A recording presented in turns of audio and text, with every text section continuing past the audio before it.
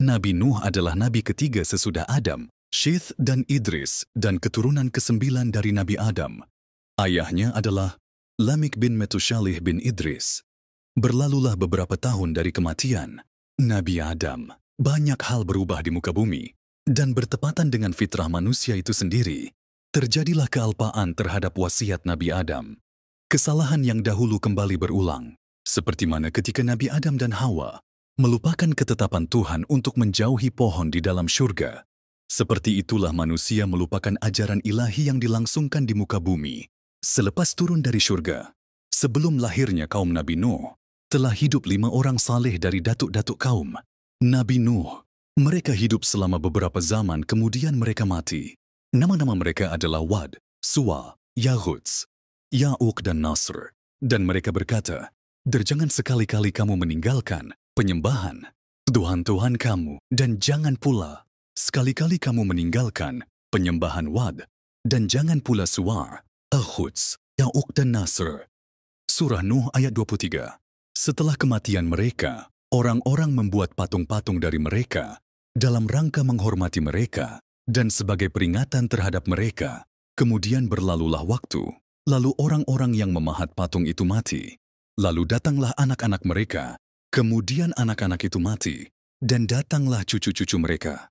Kemudian timbullah berbagai dongeng dan khurafat yang membelenggu akal manusia, di mana disebutkan bahwa patung-patung itu memiliki kekuatan khusus. Dalam situasi seperti ini, Allah mengutus Nuh untuk membawa ajaran ilahi kepada kaumnya. Nabi Nuh adalah seorang hamba yang akalnya tidak terpengaruh oleh keadaan sekeliling yang menyembah selain Allah. Allah memilih hambanya Nuh dan mengutusnya di tengah-tengah kaumnya. Dakwah Nabi Nuh kepada kaumnya. Dan sesungguhnya kami telah mengutus Nuh kepada kaumnya. Lalu ia berkata, "Hai kaumku, sembahlah oleh kamu Allah. Karena sekali-kali tidak ada Tuhan bagimu selain Dia, maka mengapa kamu tidak bertakwa kepadanya?" Di surah Al-Mu'minun ayat 23, Nabi Nuh menjelaskan kepada kaumnya bahwa mustahil terdapat selain Allah yang Maha Esa sebagai pencipta. Ia memberikan pengertian kepada mereka bahwa dunia telah lama menipu mereka dan telah tiba waktunya untuk menghentikan tipuan ini. Nuh menyampaikan kepada mereka bahwa Allah telah memuliakan manusia. Dia telah menciptakan mereka, memberi mereka rezeki, dan menganugerahi akal dan tubuh yang sehat kepada mereka. Manusia mendengarkan dakwahnya dengan penuh minat. Dakwah Nabi Nuh cukup menggoncangkan jiwa mereka.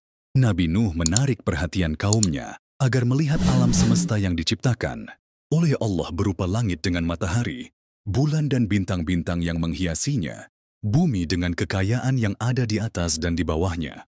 Itu menjadi bukti dan tanda nyata akan adanya keesaan Tuhan yang harus disembah dan bukan berhala-berhala yang mereka buat dengan tangan mereka sendiri.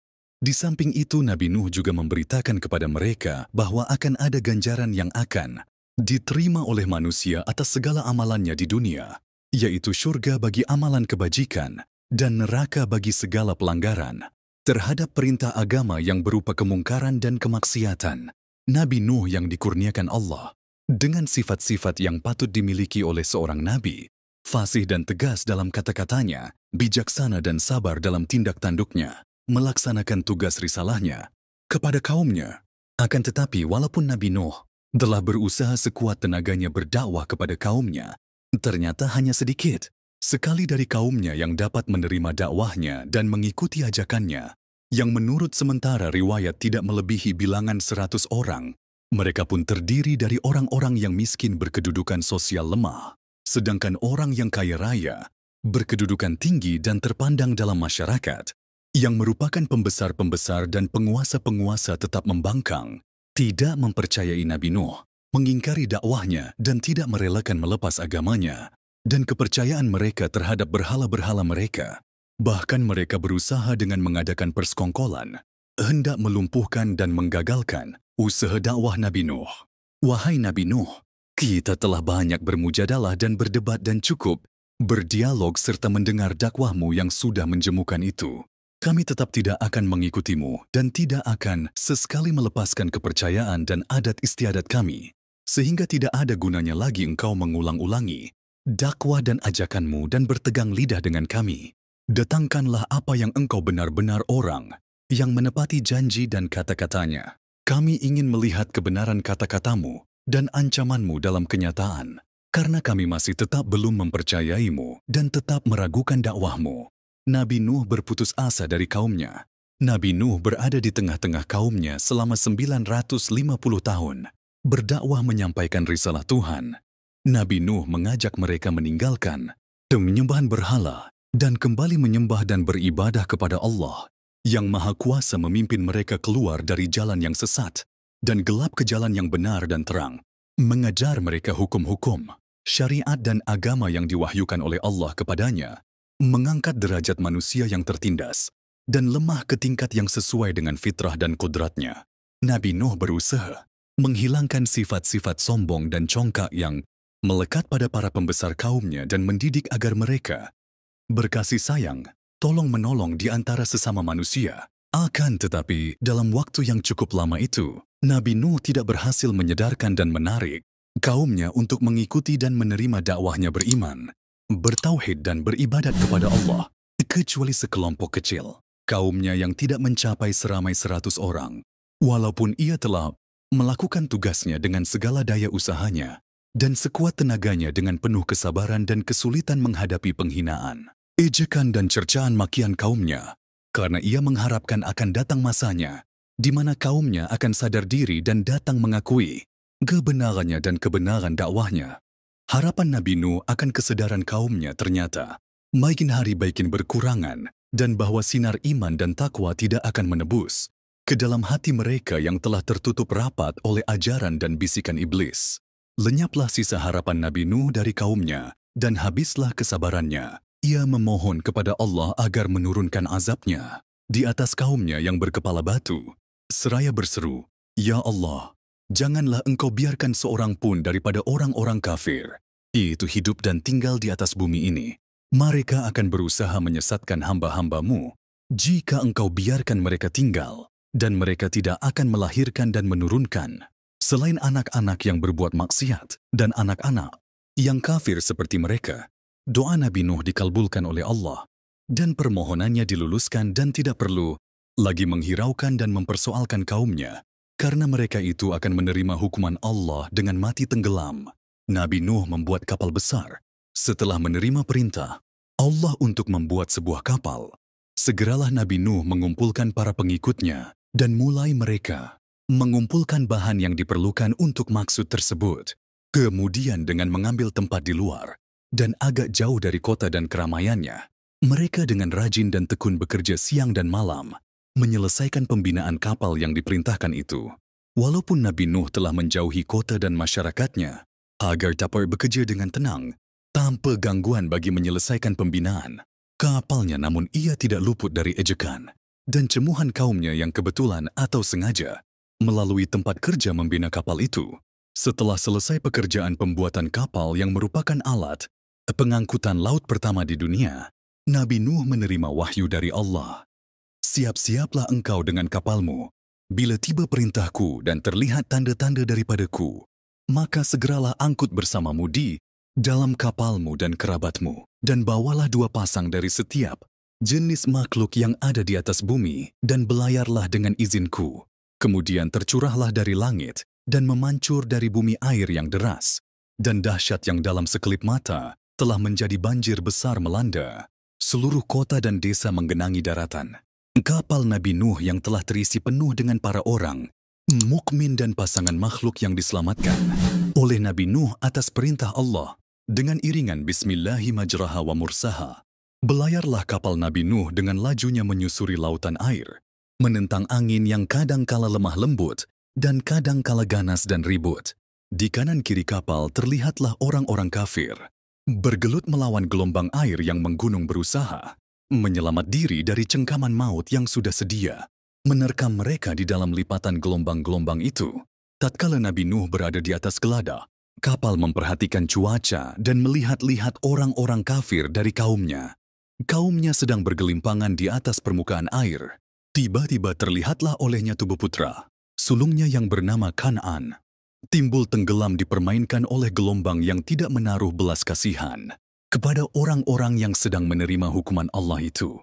Pada saat itu, tanpa disadari, timbullah rasa cinta dan kasih sayang seorang ayah terhadap putra kandungnya yang berada dalam keadaan cemas menghadapi maut ditelan gelombang. Nabi Nuh secara spontan terdorong oleh suara hati kecilnya berteriak dengan sekuat suaranya, memanggil putranya, "Wahai anakku, datanglah kemari dan gabungkan dirimu bersama keluargamu.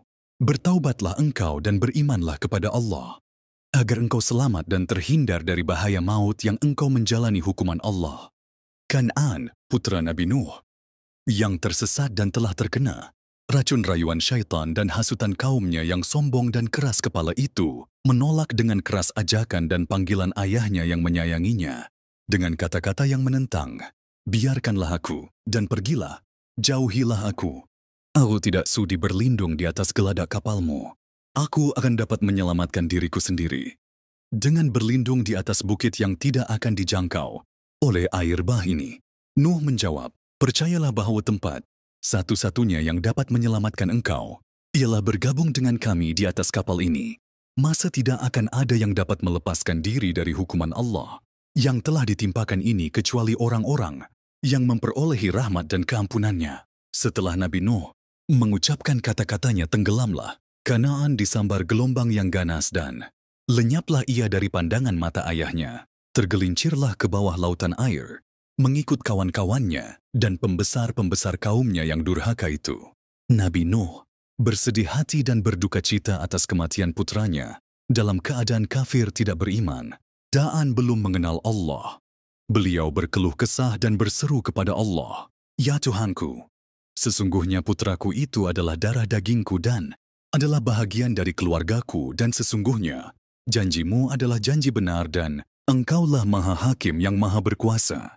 Allah berfirman, "Wahai Nuh, sesungguhnya dia putramu itu tidaklah termasuk keluargamu, karena ia telah menyimpang dari ajaranmu, melanggar perintahmu, menolak dakwahmu, dan mengikuti jejak orang-orang yang kafir daripada kaummu. Coretlah namanya dari daftar keluargamu. Hanya mereka yang telah menerima dakwahmu, mengikuti jalanmu dan beriman kepadaku dapat engkau masukkan dan golongkan ke dalam barisan keluargamu yang telah Aku janjikan perlindungannya dan terjamin keselamatan jiwanya.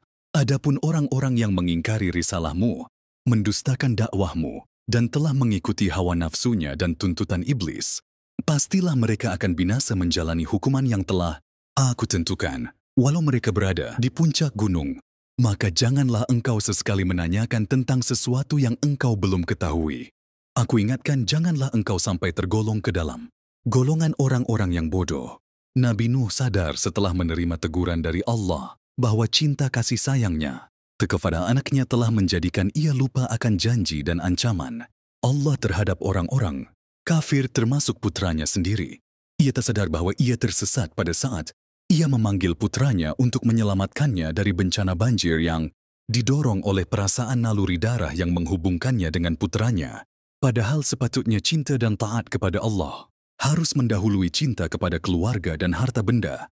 Ia sangat sesalkan kelalaian dan kealpaannya itu dan menghadap zafar Allah memohon ampun dan maghfirahnya dengan berseru, "Ya Tuhanku, aku berlindung kepadamu dari godaan syaitan yang terlaknat. Ampunilah kelalaian dan kealpaanku sehingga aku menanyakan sesuatu yang aku tidak mengetahuinya. Ya Tuhanku, bila engkau tidak memberi ampun dan maghfirah serta menurunkan rahmat bagiku, niscaya aku menjadi orang yang rugi." Setelah air bah itu mencapai puncak keganasannya dan habis binasalah kaum Nuh yang kafir dan zalim sesuai dengan kehendak dan hukum Allah.